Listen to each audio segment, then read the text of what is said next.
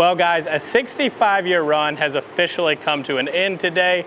Harley Davidson has announced the end of the conventional Sportster model.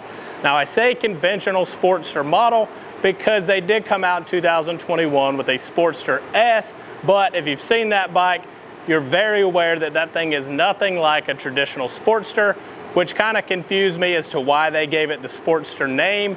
I do like the bike, but I felt like it should have been called something else since it's a different engine, different frame, just literally the whole bike is different than the traditional Sportster. They also gave you the Nightster 975, which is a name that comes from a former Sportster model. So I kind of get they were kind of trying to wean us off of these Sportsters, I guess.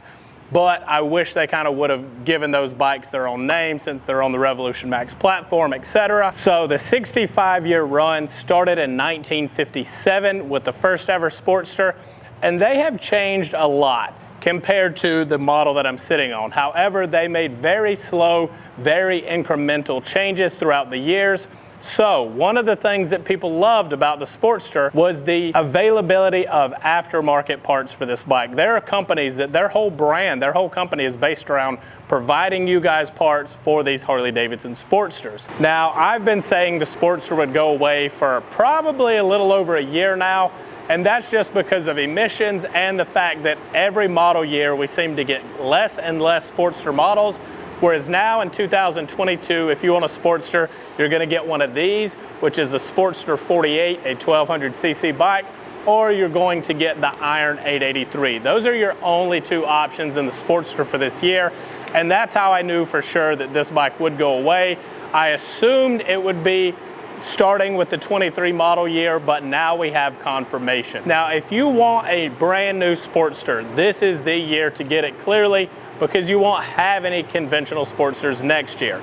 That's not to say that the used market won't be flooded with Sportsters for a long time. If you go on Facebook Marketplace or any other place where you look for used bikes, you will not be hard pressed to find Sportsters for sale.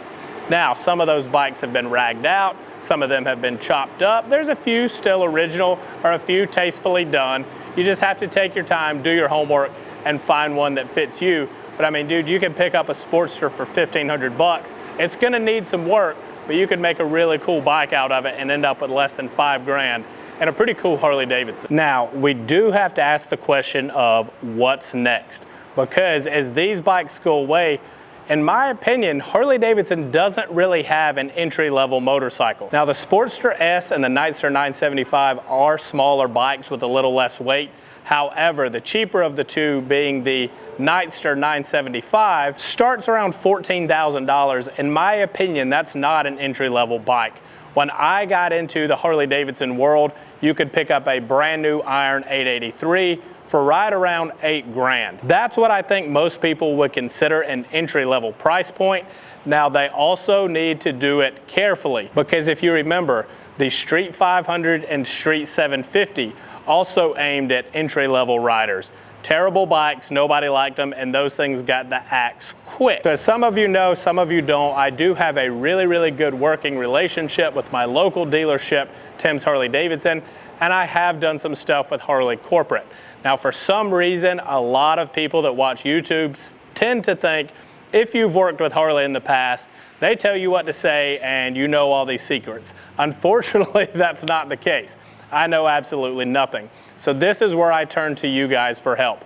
Do you guys think that Harley Davidson will offer a few more entry-level bikes for 2023, and will they be something that people actually want? I say that because the Sportster leaves some really big shoes to fill for whatever bike comes after it, and that bike will be judged extremely hard as the Sportster replacement, and rightfully so. Hopefully Harley Davidson has taken that into consideration, and the bikes they roll out for 23 to replace these models make the sting of the conventional Sportster going away not so bad. That's it for this one, guys. Please subscribe if you're not already. Like the video if you enjoyed it. Thanks for watching, and I'll catch you in the next one.